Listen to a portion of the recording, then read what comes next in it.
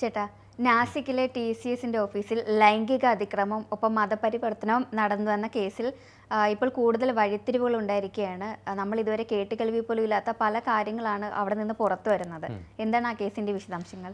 ഈ വിഷയം ഈ ഏപ്രിൽ മാസത്തിലാണ് ആദ്യമായിട്ട് ഇതുമായി ബന്ധപ്പെട്ട വാർത്തകൾ ആദ്യമായിട്ട് പുറത്തു വരുന്നത്. ദേശീയ മാധ്യമങ്ങളാണ് ഈ TCSയിൽ നടക്കുന്ന സംഭവ വികാസങ്ങൾ പുറം ലോകത്തേക്ക് എത്തിച്ചുകൊണ്ടിരുന്നത്. എന്നാൽ കേരളത്തിലെ മാധ്യമങ്ങൾ എന്തുകൊണ്ടോ ഈ വിഷയത്തിൽ അധികം താല്പര്യം കാണിച്ചില്ല. ഒരുപക്ഷെ അവരുടെ വാർത്താ താല്പര്യങ്ങൾക്ക് അപ്പുറത്തേക്കുള്ള വാണിജ്യ താല്പര്യങ്ങളായിരിക്കാം ഇത്തരമൊരു വിഷയം കൈകാര്യം ചെയ്യേണ്ട, അല്ലെങ്കിൽ ഒരു ചെറുകോളം വാർത്തയിൽ ഉൾപ്പെടുത്തി മറച്ചു വയ്ക്കാമെന്നുള്ളൊരു നിലപാടിലേക്ക് മലയാള മാധ്യമങ്ങൾ ഈ ഒരു വാർത്തയെ കൈകാര്യം ചെയ്തത്. അത്തരത്തിലാണ് ആ വാർത്തയെ കൈകാര്യം ചെയ്ത രീതി. TCS എന്ന് പറയുന്നത് ടാറ്റ കൺസൾട്ടൻസി സർവീസസ്, ഇന്ത്യയിലെ തന്നെ ഏറ്റവും പ്രധാനപ്പെട്ട ടെക് കമ്പനികളിലൊന്നാണ്. ഈ TCSൻ്റെ ടാറ്റ കൺസൾട്ടൻസി സർവീസിൻ്റെ BPO, ബിസിനസ് പ്രോസസ് ഔട്ട്സോഴ്സ്, അതായത് പുറത്തെ രാജ്യങ്ങൾക്ക് വേണ്ടി സേവനം കൊടുക്കുന്ന ഒരു യൂണിറ്റാണ് BPO. അത് സ്ഥിതി ചെയ്യുന്നത് പല സ്ഥലത്തുണ്ടെങ്കിലും നാസിക്കിലെ പരസ് നഗറിലാണ് ഇപ്പോൾ സംഭവങ്ങൾ നടക്കുന്ന. ഈ വിവാദങ്ങളുടെ കേന്ദ്രമായ BPO എന്ന് പറയുന്നത് നാസിക്കിലാണ്. ഈ നാസിക്കിലെ ടാറ്റ കൺസൾട്ടൻസി സർവീസിനുള്ളിൽ നിന്ന് ഒരു യുവതി ഈ ദേവ്വാലി പോലീസ് സ്റ്റേഷനിൽ, നാസിക്കിലെ ദേവ്വാലി പോലീസ് സ്റ്റേഷനിലേക്ക് ഒരു പരാതിയുമായിട്ട് ഏതാനും മാസങ്ങൾക്ക് മുൻപ് കടന്നു വരുന്നു. ഇവരുടെ പ്രധാന പരാതി എന്ന് പറയുന്നത് ഈ സ്ഥാപനത്തിനുള്ളിൽ ഇവർ ജോലി ചെയ്ത് വന്നിരുന്ന TCSൻ്റെ BPO യൂണിറ്റിൻ്റെ ഉള്ളിൽ നടക്കുന്ന അസ്വാഭാവികമായ പല കാര്യങ്ങളാണ്. അതിലേറ്റവും പ്രധാനപ്പെട്ടത് നിർബന്ധിതമായിട്ട് ഇവിടെ ജോലി ചെയ്യുന്ന ഒരു വിഭാഗം ജീവനക്കാരെ മതപരിവർത്തനത്തിനായിട്ട് ഇവിടുത്തെ ടീം ലീഡ് അടക്കമുള്ളവർ ശ്രമിക്കുന്നു. അതോടൊപ്പം ലൈംഗികാതിക്രമം. അവിടെ ജോലി ചെയ്യുന്ന ഡാനിഷ് ഷെയ്ഖ് എന്ന് പറയുന്ന ഒരു ജോലിക്കാരൻ, അവിടുത്തെ ഒരു സഹപ്രവർത്തകനാണ്. ഇയാളുടെ ഭാഗത്ത് നിന്ന് വിവാഹ വാഗ്ദാനം ഈ യുവതിക്ക് കിട്ടുകയും തുടർന്ന് ഈ യുവതിയെ പീഡനത്തിനിരയാക്കുകയും പിന്നീട് വിവാഹ വാഗ്ദാനത്തിൽ നിന്ന് ഇയാൾ പിന്മാറുകയും ചെയ്തു എന്നുള്ളതാണ് ദേവ്വാലി പോലീസ് സ്റ്റേഷനിലേക്ക് എത്തിയ ആദ്യത്തെ കംപ്ലയിൻറ്റ്. ഇന്നത്തെ പറഞ്ഞിരിക്കുന്ന ഒന്ന്, വിവാഹ വാഗ്ദാനം നൽകി പീഡന ശ്രമം. അതോടൊപ്പം തന്നെ പറഞ്ഞിരിക്കുന്നത് ആ ഒരു മതപരിവർത്തനം എന്ന് പറയുന്നത് വളരെ ഗുരുതരമായൊരു വിഷയമാണ്. അത് സംയമനത്തോടെ കൈകാര്യം ചെയ്തില്ല. കൃത്യമായ ആധാരങ്ങളില്ലാതെ ആ സംഭവത്തിൻ്റെ അന്വേഷണവുമായിട്ട് മുന്നോട്ട് പോയാൽ അത് വലിയ കോളിളക്കം ഉണ്ടാക്കുന്ന ഒരു സംഭവമായതുകൊണ്ട് തന്നെ ഇതുമായി ബന്ധപ്പെട്ട് കേസ് എടുക്കുന്നതിന് പകരം ആദ്യം ആ സ്ഥാപനത്തിനുള്ളിൽ നടക്കുന്ന പ്രശ്നങ്ങൾ എന്തൊക്കെയാണെന്ന് മനസ്സിലാക്കാൻ പോലീസ് ശ്രമിച്ചു. ഇത് പ്രകാരം 6ഓളം വനിതാ പോലീസ് ഉദ്യോഗസ്ഥരെ ഈ ഒരു TCSൻ്റെ ഉള്ളിലേക്ക് നാസിക് പോലീസ് നിയോഗിച്ചു രഹസ്യമായിട്ട്. ഇതെങ്ങനെയാണെന്ന് വെച്ചാൽ, ഈ നാസിക്കിലെ TCSനുള്ളിൽ ജോലി ചെയ്യുന്ന ആളുകളൊക്കെ ഇതുമായി ബന്ധപ്പെട്ട പശ്ചാത്തലമുള്ളവരാണ്. എന്നാൽ ഇതിനുള്ളിലേക്ക് സേവനം നൽകുന്ന, അതായത് ഈ ചായ കൊണ്ട കൊടുക്കുന്നതും അതുപോലെ തന്നെ ഇതിനകം വൃത്തിയാക്കുന്ന ഹൗസ് കീപ്പിംഗ് അടക്കമുള്ള ജോലികൾ ചെയ്യുന്ന ആളുകളൊക്കെ പുറത്തെ കമ്പനികൾക്ക് കരാർ നൽകി അവരാണ് ഈ ജോലിക്കാരെ ഇങ്ങോട്ടേക്ക് നിയോഗിക്കുന്നത്. അങ്ങനെ ഒരു കരാർ സ്ഥാപനത്തിൻ്റെ കീഴിൽ ഈ 6 വനിതാ പോലീസ് ഉദ്യോഗസ്ഥർ ഇതിനുള്ളിൽ കടന്നുകൂടി.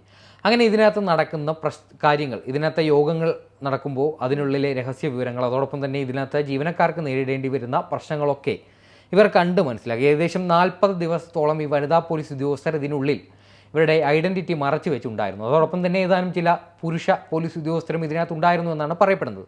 അങ്ങനെ ഇവർ ചോർത്തിയെടുത്ത പല വിവരങ്ങളുമായിരുന്നു ഈ കേസിൻ്റെ നട്ടെല്ലെന്ന് പറയുന്നത്. അങ്ങനെ ഈ കഴിഞ്ഞ ഏപ്രിൽ മാസത്തിൽ ഇതുമായി ബന്ധപ്പെട്ട ആദ്യത്തെ കേസ് വരുന്നു. അതിന് പിന്നാലെ ഇതിനുള്ളിൽ നിന്ന് ഏകദേശം 9ഓളം പരാതികൾ, ഇത് മതപരിവർത്തനത്തിനുള്ള ശ്രമം, അതോടൊപ്പം തന്നെ ലൈംഗിക ആരോപണങ്ങളുമായി ബന്ധപ്പെട്ട പരാതി, അതോടൊപ്പം തന്നെ മുതിർന്ന ഉദ്യോഗസ്ഥരിൽ നിന്നുള്ള മാനസിക പീഡനമടക്കമുള്ള ഗുരുതരമായ വകുപ്പുകളൊക്കെ ഉൾപ്പെടുത്തിയാണ് ഒരു പുരുഷ ജീവനക്കാരും ബാക്കി 8 വനിതാ ഉദ്യോഗസ്ഥരും, വനിതാ ജീവനക്കാരുമാണ് നാസിക്കിലെ പല പോലീസ് സ്റ്റേഷനുകളിൽ ഇതുമായി ബന്ധപ്പെട്ട പരാതി നൽകുന്നത്. ഇതിനുശേഷമാണ് രാജ്യവ്യാപകമായിട്ട് TCSലെയും മതപരിവർത്തനം എന്ന് പറയുന്ന ഒരു സംഭവം വലിയ ചർച്ചയാകുന്നു. അതോടൊപ്പം തന്നെ ഇത് പല ശക്തികൾ ഇതിനെ എതിർക്കാനും ശ്രമിക്കുന്നുണ്ട്. ഇതിനായിട്ട് ഒരു ടെക്നോളജി കമ്പനിക്കുള്ളിൽ ഇത്തരത്തിലുള്ളൊരു സംഘം പ്രവർത്തിക്കുന്നു. അതെങ്ങനെയാണ് ഇതിൻ്റെ പ്രവർത്തനം എന്നൊക്കെ വലിയ വിഷയമായിരുന്നു കഴിഞ്ഞ ദിവസങ്ങളിലൊക്കെ.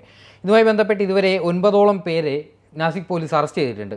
ഡാനിഷ് ഷെയ്ഖ്, തൗസീഫ് അത്തർ, റാസ മേമൻ, ഷാരൂഖ് ഖുറേഷി, ഷാഫി ഷെയ്ഖ്, ആസിഫ് അഫ്താബ്, ഷാരൂഖ് ഷെയ്ഖ്. അപ്പോൾ ഇങ്ങനെ ഏതാനും പുരുഷ ജീവനക്കാരെ, TCSനുള്ളിൽ ജോലി ചെയ്യുന്ന ഏതാനും പുരുഷ ജീവനക്കാരനെയും ഒരു വനിതാ ജീവനക്കാരിയെയും, അതോടൊപ്പം തന്നെ ഇപ്പോൾ ഒളിവിലുള്ള നിദാ ഖാൻ മുംബൈ സ്വദേശിനിയാണ്.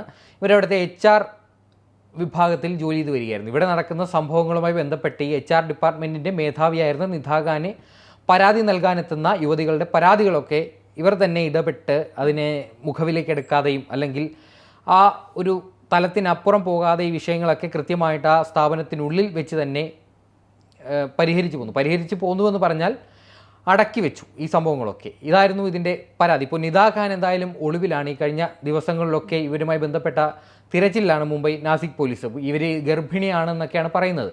ഭീവണ്ടിയിലുണ്ട് എന്നും പറയപ്പെടുന്നുണ്ട്. ഇവരുടെ കുടുംബമടക്കം ഇത് നിഷേധിച്ചിട്ടുണ്ട്. കാരണം ഇങ്ങനെ ഒരു ആരോപണം വരുന്നതിന് പിന്നിൽ തീവ്ര വലതുപക്ഷ സംഘടനകളാണ്, ബജ്രംഗ് ദൾ അടക്കമുള്ള സംഘടനകളാണ് ഇതിന് പിന്നിൽ പ്രവർത്തിക്കുന്നത്.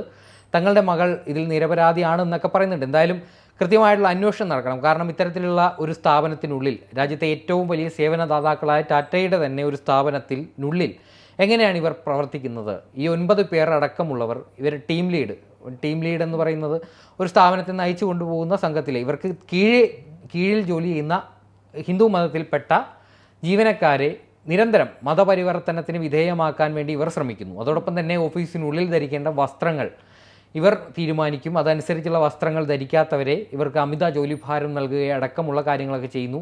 അതോടൊപ്പം തന്നെ സ്ത്രീകളോട് അപമര്യാദയായി പെരുമാറുന്നു.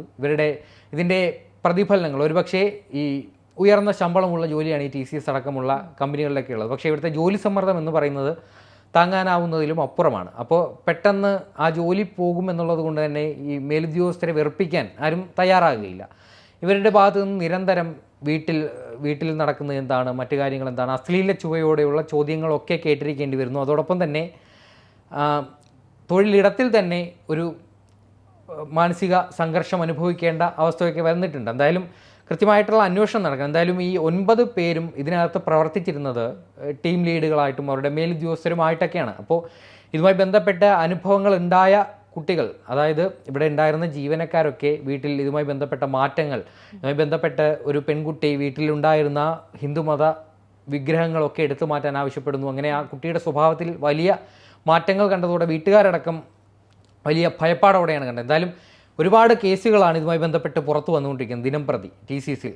അതെന്തായാലും കൃത്യമായിട്ടുള്ള അന്വേഷണം നാസിക് പോലീസിൻ്റെ നേതൃത്വത്തിൽ നടക്കുന്നുണ്ട്. അതോടൊപ്പം തന്നെ ആൻറ്റി ടെറർ സ്ക്വാഡ്, അതോടൊപ്പം തന്നെ ഇൻ്റലിജൻസ് ബ്യൂറോ, എല്ലാ വിഭാഗങ്ങളെയും കേന്ദ്ര സംസ്ഥാന പോലീസ് സേനകളെ വിന്യസിച്ചുകൊണ്ടുള്ള കൃത്യമായ അന്വേഷണമാണ് ഇപ്പോൾ അവിടെ നടക്കുന്നത്. അതോടൊപ്പം തന്നെ TCSൻ്റെ നേതൃത്വത്തിൽ അതിനുള്ളിൽ തന്നെ ഒരു ആഭ്യന്തര അന്വേഷണം കൂടി നടക്കുന്നുണ്ട്. എന്തായാലും അവിടെ നടന്നിരിക്കുന്നത് ഗുരുതരമായിട്ടുള്ള കുറ്റകൃത്യം തന്നെയാണ്. ഈ സമാനമായ രീതിയിൽ നമ്മുടെ ലെൻസ്കാർട്ട് എന്ന് പറയുന്ന ഏറ്റവും പ്രശസ്തമായ ഒരു കമ്പനിയുണ്ട്, വലിയ സ്ഥാപനമാണ്. ഈ സ്ഥാപനത്തിനുള്ളിൽ ഈ ജീവനക്കാർക്ക് ധരിക്കേണ്ട ഡ്രസ്സിൻ്റെ അതുമായി ബന്ധപ്പെട്ടൊരു രേഖ അവിടെ പ്രദർശിപ്പിച്ചു. അതിൽ പല വേർതിരിവുകൾ ഉണ്ടായെന്ന് കാണിച്ച് കഴിഞ്ഞ കുറേ ദിവസങ്ങളായി ഇന്ത്യയിൽ അത് ബോയ്ക്കോട്ട് ലെൻസ്കാർട്ട് എന്ന പേരിൽ തന്നെ ഒരു ക്യാമ്പയിൻ കുറേ ദിവസങ്ങളായിട്ടുണ്ട്. എന്തായാലും ഇത്തരത്തിലുള്ള സംഭവങ്ങളൊന്നും ആവർത്തിക്കാതിരിക്കട്ടെ. ഇങ്ങനെ സംഭവങ്ങൾ നടക്കുന്നുണ്ടെങ്കിൽ ഇതുമായി ബന്ധപ്പെട്ട ഫണ്ടിങ് എവിടെ നിന്നാണ് വന്നിരിക്കുന്നത്, ഇക്കൂട്ടർക്ക് ഒത്താശ ചെയ്തു കൊടുക്കുന്ന ആരാണ് എന്നൊക്കെ കൃത്യമായിട്ട് കണ്ടെത്തേണ്ടിയിരിക്കുന്നു. ഇത്തരത്തിലുള്ള സംഭവങ്ങൾ ആവർത്തിക്കപ്പെടാതിരിക്കട്ടെ.